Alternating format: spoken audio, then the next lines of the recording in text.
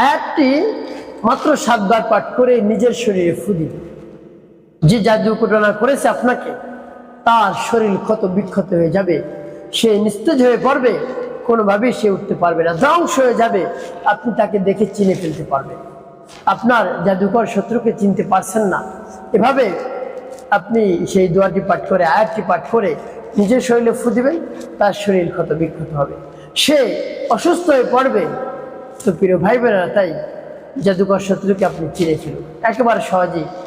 কারোর কাছে জিজ্ঞাসা করতে হবে না যে আমার জাদুকরকে, আমার শত্রুকে, আমাকে কে জাদুটনা করেছে, জিজ্ঞাসা করতে হবে না। আয়াতটি পাঠ করে আপনার নিজের শরীরে ফু দিন। প্রিয় ভাই বোনেরা, এই জাদুটনা করে প্রতিহিংসা বশত,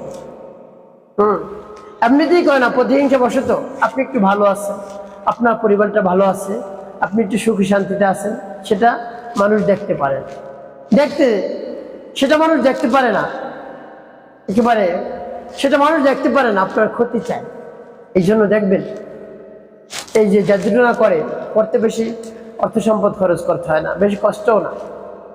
যার উদ্দেশ্যের জন্য করে, তার নাম, তার মায়ের নাম নিয়ে জাদুটনা করে। অনেক সময় দেখবেন পুতুলের মধ্যে আলপিন ঢুকানো থাকে এবং লেবুর মধ্যে আলপিন ঢুকানো থাকে। যার নাম নিয়ে এভাবে আমল করে, সে একেবারে শেষ হয়ে যায়, নিস্তেজ হয়ে যায়, ধ্বংস হয়ে যায়।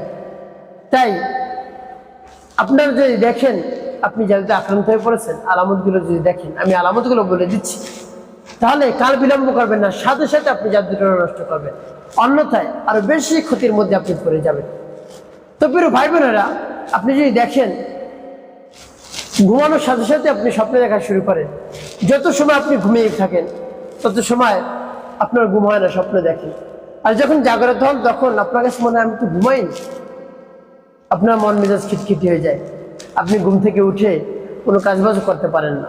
তার কারণ আপনি তো সারা রাত ঘুমাতে পারেন না, মনে হচ্ছে ঘুমাইছেন কিন্তু ঘুমাতে পারেন না। আপনার মন মেজাজ একেবারে খিটখিট হয়ে থাকবে, কোনোভাবেই দূর হবে না। এভাবে যদি হয় তাহলে মনে করবেন যে আক্রান্ত হয়ে পড়েছে। তো প্রিয় ভাই বোনেরা, এরপর যদি দেখেন আপনার চেহারা পরিবর্তন হচ্ছে, ফ্যাকাশ হয়ে গিয়েছে, এভাবে দুশ্চিন্তার মধ্যে আপনি পড়ে যান যে এভাবে যদি হয় তাহলে সামনে বিবাহ শাদী হবে আমার, কেউ দেখে আমাকে পছন্দ করবে না। আপনি কাল বিলম্ব করবেন না, সাথে সাথে আপনি আমল শুরু করে দিবেন, দেখবেন আস্তে আস্তে আস্তে আস্তে আপনার চেহারাও পরিবর্তন হয়ে যাচ্ছে। তো প্রিয় ভাই বোনেরা, এভাবে আপনি আমল করবেন নিজেকে বাঁচানোর জন্য। তো এরপরে যদি আপনি দেখেন খাবারের প্রতি কোনো ধরনের মনোযোগ নেই, রুচি নেই, যতই রুচি খাবার আপনার সামনে পরিবেশন করা হোক না কেন, আপনার খাবারের দিকে কোনো মনোযোগ নেই, তো অল্প কিছু খাবার খান আপনার জীবন বাঁচানোর জন্য। এছাড়া আপনি না খেয়ে শুয়ে থাকেন, বসে থাকেন, হাঁটাচলা করেন, কাজ করেন, কোন আপনার ক্ষুধা নেই, তো আপনার মনে হয়েছে যে গ্যাস্ট্রিক হয়েছে, এই জন্য ওষুধ সেবন করি, তাও করেছেন কিন্তু তাতেও কাজ হয়নি। আপনার এখানে কোরআনে চিকিৎসা করতে হবে। প্রিয় ভাই বোনেরা, এই সমস্যাটা হয় অনেক সময়, দেখা যায় স্বপ্নের মধ্যে যে খাবারগুলো খেয়ে ফেলে, স্বপ্নের মধ্যে যে খাবার খায়, সেই খাবার যদি খেয়ে ফেলে জাদুর খাবার, তাহলে একেবারে শেষ, তার শরীর একেবারে ক্ষত বিক্ষত হয়ে যায়। তো এভাবে যদি আপনি মনে করেন যে এই লক্ষণগুলো আমার মধ্যে রয়েছে, আপনি কাল বিলম্ব করবেন না, সাথে সাথে নষ্ট করে ফেলবেন জাদু। তো এরপরে যদি আপনি দেখেন দিন দিন মানুষের সাথে আপনার ব্যবহার খারাপ হয়ে যাচ্ছে, কর্কশ ভাষা, ইতিপূর্বে আপনাকে মানুষ দেখে অনেক পছন্দ করেছে যে লোকটা অনেক ভালো, কিন্তু হঠাৎ দেখে যে আপনি মানুষের সাথে কথা বলার আগে রেগে যান, তেড়ে যান তাকে মারার জন্য, এই অবস্থা দেখে মানুষ আপনার থেকে দূরে সরা শুরু করছে। ভাই বোনা, দেখুন আপনাকে ইতিপূর্বে মানুষ অনেক ভালোবাসছে, কিন্তু হঠাৎ ভালোবাসে না আপনার অভ্যাসের কারণে, অভ্যাস পরিবর্তন হয়ে গেছে জাদুটনার কারণে। তো আপনাকে জাদুটনা কাটতে হবে, অন্যথায় আপনি একেবারে ধ্বংস হয়ে যাবে। তো প্রিয় ভাই বোনের, আমলটি কিভাবে করবেন আমি বলে দিচ্ছি, একেবারে সহজ। আমার দেখার নিয়ম অনুযায়ী আপনি সূরার আয়াতটি পাঠ করবেন, এবং কোন সূরার আয়াত আমি বলে দিচ্ছি, আগে আমলটি শেষ করে নিন। প্রিয় ভাই বোনেরা, আমলের শুরুতে কি করবেন, কোন জিনিস রাখতে হবে আপনার? আমলের শুরুতে উত্তমভাবে পবিত্রতা অর্জন করবেন, পবিত্রতা অর্জন করে পবিত্র স্থানে আপনি বসবেন, বসে জীবনের গুনার কথা স্মরণ করে ক্ষমা প্রার্থনা করবেন। হ্যাঁ আল্লাহ, জীবনের সমুদায় গুনাহ খাতাগুলো মাফ করে দিয়ে অন্তরকে পাক পবিত্র বানিয়ে দিন। যত ধরনের অন্যায় করেছি, ছোট বড়, দিনে রাতে, প্রকাশ্যে গোপনে, সব ধরনের অন্যায় অপরাধ আপনি ক্ষমা করে দিয়ে অন্তরকে পাক পবিত্র বানিয়ে দিন। এরপর 3 বার দুরূদ শরীফ, সাল্লাল্লাহু আলাইহি ওয়াসাল্লাম, সাল্লাল্লাহু আলাইহি ওয়াসাল্লাম, সাল্লাল্লাহু আলাইহি ওয়াসাল্লাম। ইস্তিগফার দুই শব্দ যখন পাঠ করা হয়ে যাবে, এরপর আপনি সেই আয়াতটি পাঠ করবেন। যখন পাঠ করবেন, রব্বুল কারীমের কাছে মন খুলে প্রাণ ভরে বলবেন, আল্লাহ, আমি তো জাদুতে আক্রান্ত হয়ে পড়েছি, আপনার শরণাপন্ন হয়েছে, আপনি আমার জাদুটা না, কালো জাদু বিলাক ম্যাজিক নষ্ট করে ফেলুন, অন্যথায় আমি ধ্বংসের মধ্যে পড়ে যাব। এভাবে আল্লাহ রাব্বুল আলামিনের কাছে আপনি বলবেন। এরপরে আপনি সেই আয়াতটি পাঠ করবেন। আমি বলে দিচ্ছি কোন সূরা আয়াত, সেটিও বলে দিব। একেবারে সহিশুদ্ধ করে আপনি আয়াতটি মুখস্থ করে নিন পারলে, অন্যথায় আপনি কোরআন দেখে দেখেও পাঠ করতে পারবেন। যেমন বিসমিল্লাহির রাহমানির রহিম, أرد الله الذين كفروا بغيظهم لم ينالوا خيرا وكفى الله المؤمنين القتال وكان الله قويا عزيزا। যখন পাঠ করে হয়ে যাবে, একটি ফু দেবেন আপনার শরীরে, তারপর আপনি আবার পাঠ করবেন বিসমিল্লাহির রাহমানির রহিম, আরাদাল্লাহু আল্লাযীনা কাফারু বিগাইযিহিম লাম ইয়ানালু খায়রা ওয়াকাফাল্লাহুল মুমিনিনাল কিতাল وكان الله قويا عزيزا।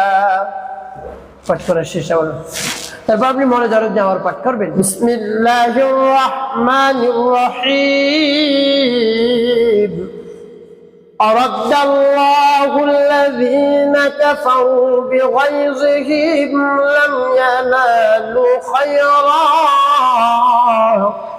وكفى الله المؤمنين القتال وكان الله قويا عزيزا। কতবার গুনে গুনে আপনি পাঠ করবেন? 7 বার, 7টি ফু দিবেন। যখন পাঠ করা হয়ে যাবে, এরপরে পাঠ করবেন একটি দোয়া, লা হাওলা ওয়ালা কুওয়াতা ইল্লা বিল্লাহ, লা হাওলা ওয়ালা কুওয়াতা ইল্লা বিল্লাহ, লা হাওলা ওয়ালা কুওয়াতা ইল্লা বিল্লাহ। তো যখন পাঠ করা হয়ে যাবে, একটি ফু দিবেন। শেষে নবীজি সাল্লাল্লাহু আলাইহি সাল্লামের মহব্বত নিয়ে, ভালোবাসা নিয়ে আপনি 5 বার দুরূদ ইব্রাহিম পাঠ করবেন। আল্লাহুম্মা সাল্লি আলা মুহাম্মাদ ওয়া আলা আলি মুহাম্মাদ কামা সাল্লাইতা আলা ইব্রাহিম ওয়া আলা আলি ইব্রাহিম ইন্নাকা হামিদুম মাজিদ। আল্লাহুম্মা বারিক আলা মুহাম্মাদ ওয়া আলা আলি মুহাম্মাদ কামা বারাকতা আলা ইব্রাহিম ওয়া আলা আলি ইব্রাহিম ইন্নাকা হামিদুম মাজিদ। আল্লাহুম্মা সাল্লি আলা মুহাম্মাদ ওয়া আলা আলি মুহাম্মাদ কামা সাল্লাইতা আলা ইব্রাহিম ওয়া আলা আলি ইব্রাহিম ইন্নাকা হামিদুম মাজিদ। اللهم بارك على محمد وعلى ال محمد كما باركت على ابراهيم وعلى ال ابراهيم انك حميد مجيد। اللهم صل على محمد وعلى ال محمد كما صليت على ابراهيم وعلى ال ابراهيم انك حميد مجيد। اللهم بارك على محمد وعلى ال محمد كما باركت على ابراهيم وعلى ال ابراهيم انك حميد مجيد। اللهم صل على محمد وعلى ال محمد كما صليت على ابراهيم وعلى آل إبراهيم إنك حميد مجيد। اللهم بارك على محمد وعلى آل محمد كما باركت على إبراهيم وعلى آل إبراهيم إنك حميد مجيد। اللهم صل على محمد وعلى آل محمد كما صليت على إبراهيم وعلى آل إبراهيم إنك حميد مجيد। اللهم بارك على محمد وعلى آل محمد كما باركت على إبراهيم وعلى آل إبراهيم إنك حميد مجيد। তো প্রিয় ভাই বোন, এভাবে যখন দুরূদ ইব্রাহিম পাঠ করে যাবে, শরীরে কি করবে? প্রিয় ভাই বোন, আমলটি এভাবে যদি আপনি করতে পারেন, বিশ্বাস নিয়ে, আস্থা নিয়ে, ভক্তি রেখে, জাদুটোনা, কালো জাদু, বিলাপজিক সব নষ্ট হয়ে যাবে। এভাবে আমল শেষে রব্বুল কারীমের কাছে বলবেন, আকুতি মিনতি করে চোখের পানি ফেলে, তার প্রশংসা করে, তার বরাতের কথা প্রকাশ করে দেখবেন, জাদুটোনা, কালো জাদু সব একেবারে ধ্বংস হয়ে যাবে। আপনি একেবারে সুখময় হবেন, আনন্দিত হয়ে যাবেন। এভাবে আমলটি কিছুদিন চালিয়ে যান, প্রিয় ভাই বোনেরা, কাজ হয়ে যাবে। আর এটা কোন সূরার আয়াত? সূরাতুল আহজাব এর 25 নং আয়াত। আপনি দেখে দেখেও আয়াতটি পাঠ করতে পারেন।